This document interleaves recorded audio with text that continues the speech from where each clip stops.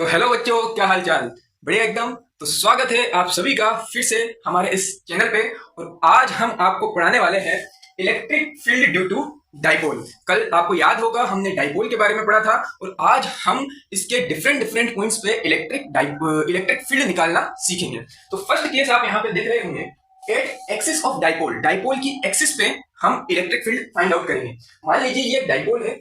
आप जानते हैं डाइपोल के बारे में, एक तरफ जो है वो माइनस क्यू चार्ज होता है और एक तरफ प्लस क्यू चार्ज होता है। हमने कोई भी एक पॉइंट लिया है, पॉइंट पी इसकी एक्सिस पे, जो कि इस डाइपोल से आप देख रहे होंगे यहाँ पे r माइनस एल डिस्टेंस दूर है। मतलब इस पॉजिटिव चार्ज से r माइनस एल डिस्टेंस दूर है। ठीक है, डाइपोल का जो दोनों चार्जेस के बीच में जो डिस्टेंस होता है वो होता है 2l। ठीक है, और डाइपोल के मिड पॉइंट से इस पॉइंट P का जो डिस्टेंस है वो है r।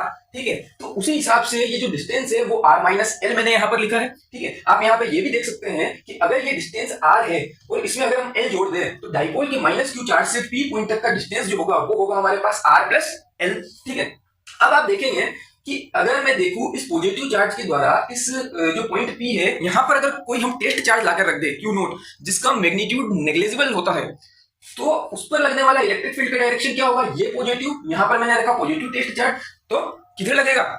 इस तरफ, ये E2 के डायरेक्शन में। और नेगेटिव चार्ज अगर मैं यहाँ पर नेगेटिव चार्ज के द्वारा निकालना चाहूँ इस पे इलेक्ट्रिक फील्ड, तो उसका डायरेक्शन क्या होगा? E1 की तरफ। ठीक है, तो ये जो है मैंने आपको पहले फोटो समझाया। अब आप देखेंगे कि ई नेट जो है वो हमारे पास यहाँ पर क्या आएगा? ई नेट जो है वो आएगा हमारे पास E2 माइनस E1। ठीक है, E2 माइनस E1 इसका नेट हमारे पास यहाँ पर आएगा, क्योंकि ये जो पॉइंट है P वो प्लस Q जिसको हमने 2 फिलहाल के लिए माना है उससे नजदीक है, इसलिए उसका इलेक्ट्रिक फील्ड ज्यादा होगा किसके कंपैरिजन में? इस 1 वाले चार्ज के कंपैरिजन में। इसलिए हमने लिखा है यहाँ पर E2 माइनस E1। आप जानते होंगे कि कोई भी चार्ज के द्वारा किसी भी पॉइंट पे लगाया गया इलेक्ट्रिक फील्ड का फॉर्मूला क्या होता है? KQ upon R square. ठीक है, के क्योंकि जगह हमने चार्ज का मैग्नीट्यूड यहाँ पर चिपकाया और पॉजिटिव चार्ज के लिए लिख रहा है, तो पॉजिटिव चार्ज जो है वो P से कितना डिस्टेंस दूर है? R माइनस एल का होल स्क्वायर। ठीक इसी तरीके से KQ upon R plus L, क्योंकि R प्लस एल डिस्टेंस है उसका होल स्क्वायर।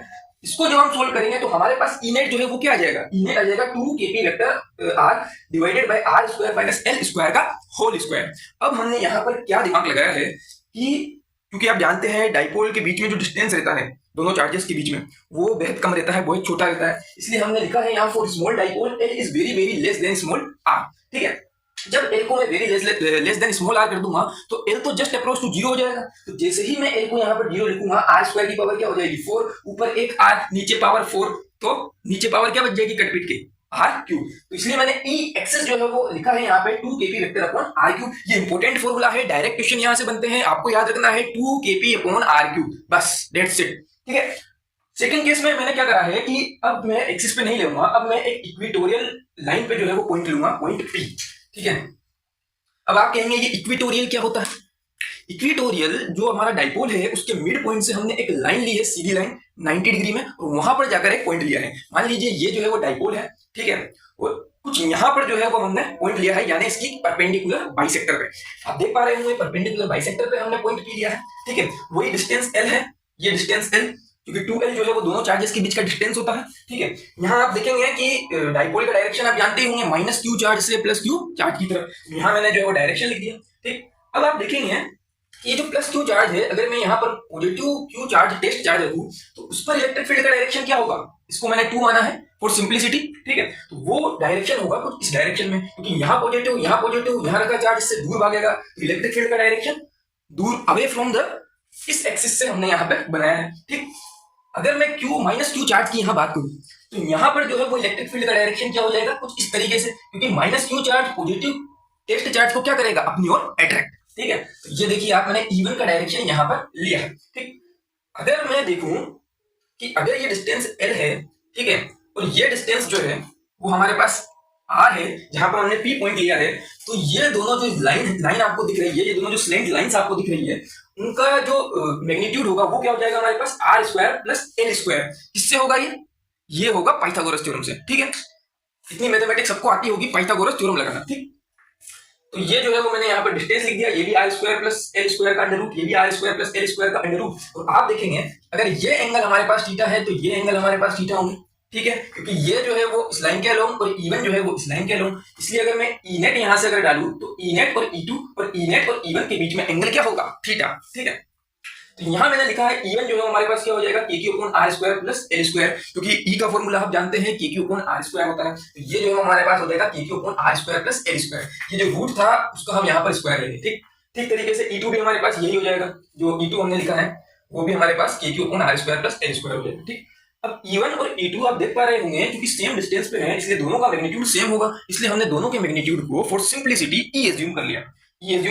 तो E नेट जो है वो क्या होगा, by vector addition by vector algebra. आप जानते होंगे कि जब दो हमारे पास वेक्टर है और उनके बीच में एंगल जो है वो थीटा है तो उनका नेट क्या आएगा 2e cos थीटा। ठीक है, भले आपको विश्वास ना हो तो आप जो है जो हमारे पास फॉर्मूला था ना वेक्टर एडिशन का, A vector plus B vector is equal to A square plus B square plus 2ab cos theta का अंडर रूट, वहां के आप इसमें देख सकते हैं। ठीक, तो ई नेट निकल के फाइनली हमारे पास क्या आएगा, minus k kp vector divided by r square plus a square की होल पावर 3/2। ठीक, फाइनली फिर से हमने जो है वो एजम्पशन हम लिया है कि L जो है वो R के कंपैरिजन में बेहद बेहद बेहद छोटा है, तो L जो है वो टेंस करेगा 0 को, और जैसे ही L टेंस करेगा 0 को E परपेंडिकुलर हमारे पास क्या निकल के आएगा, minus k kp vector divided bye R cube. ठीक है, तो परपेंडिकुलर एक्सिस पे आपको ये फॉर्मूला याद रखना है, बाकी सब ऊपर का जो है वो कंपटीशन में डेरिवेशन नहीं आता, केवल आपको फॉर्मूले से काम है, फॉर्मूला याद रखना है। तो ये हो जाएगा हमारे पास minus k kp vector upon R cube. ठीक है, यहाँ हमारे पास हो गया था 2 KP vector upon R cube. अब हम थर्ड केस यहाँ पे देखते हैं कि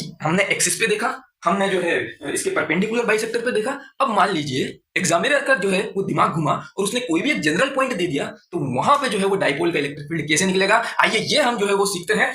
तो थर्ड केस मैंने लिया है at some general point r, theta, distance r है, एंगल जो है वो उसका थीटा है, due to a short dipole. Short dipole तो वैसे भी शॉर्ट होता है क्योंकि दोनों चार्जेस के बीच का डिस्टेंस जो है वो लगभग नेग्लिजिबल होता है। ठीक, तो ये जो है वो हमने डाइपोल लिया है -2 चार्ज +2 चार्ज, आप यहाँ पर देख पा रहे होंगे, है ना। और ये जो है वो हमने एक पॉइंट लिया है जिसका नाम मैंने x दिया है, जो कि डाइपोल के सेंटर से r डिस्टेंस दूरी पर है और एंगल बना रहा है थीटा। ठीक, तो यहाँ पर क्या होगा हमारे पास कि इस डाइपोल के ही हम अब कंपोनेंट कर देंगे। एक कंपोनेंट होगा इस डिस्टेंस के अलोंग जो हमने एज्यूम किया है x पॉइंट का, वो हो जाएगा हमारे पास p cos थीटा। ठीक, और एक इस p cos थीटा का परपेंडिकुलर जो हो जाएगा हमारे पास p sin theta. Theta angle है इसलिए जिधर थीटा उधर cos थीटा, और जिधर थीटा नहीं है उधर sin थीटा। कंपोनेंट लेना जो है वो आपको भली बात आता होगा। ठीक, यानी कि p जो है वो p cos थीटा और p sin थीटा में डिवाइड हो गया। ठीक है, x डायरेक्शन में अगर हम डाइपोल की बात करें तो वो हो जाएगा हमारे पास p cos थीटा। ठीक है, p cos थीटा जो कि एक्सियल है। ठीक, और ये पॉइंट इस p cos थीटा के लिए आप देख पा रहे होंगे एक्सिस पे है। ठीक है, और एक्सिस का जो इलेक्ट्रिक फील्ड है वो हम यहाँ निकाल के बैठे हैं। ठीक, तो आप एक और चीज यहाँ देखेंगे कि p sin थीटा के लिए x पॉइंट जो है वो इक्वेटोरियल पे है, उसके परपेंडिकुलर बाइसेक्टर पे है, और परपेंडिकुलर बाइसेक्टर पे भी इलेक्ट्रिक फील्ड हम निकाल के बैठे हैं minus k KP upon are cube. तो यहाँ पर करना कुछ भी नहीं है, जैसे मोबाइल के कंपोनेंट लाके अलग अलग देशों से असेंबल किए जाते हैं, ठीक वही काम हम यहाँ पर करने वाले हैं। ठीक है, यहाँ जो है वो आप देखेंगे कि ई एक्सिस हमारे पास लिखा हुआ था 2 केपी अपॉन आर क्यूब, तो यहाँ पर p की जगह केवल हमने p cos थीटा लिया है एक्सिस पे अपॉन आर क्यूब, और e परपेंडिकुलर हमने लिखा था kp अपॉन आर क्यूब। तो यहाँ हमारे पास हो जाएगा kp, p की जगह p sin theta upon are cube. तो e नेट जो है वो हमारे पास यहाँ पर क्या हो जाएगा, वेक्टर अलजेब्रा लगा के e एट एक्सिस का square plus e at perpendicular का स्क्वायर का अंडर रूट, ये जो है हमारे पास हो गया। तो ई नेट फाइनली निकल के आता है kp upon are cube under root of 1 + 3 cos square theta.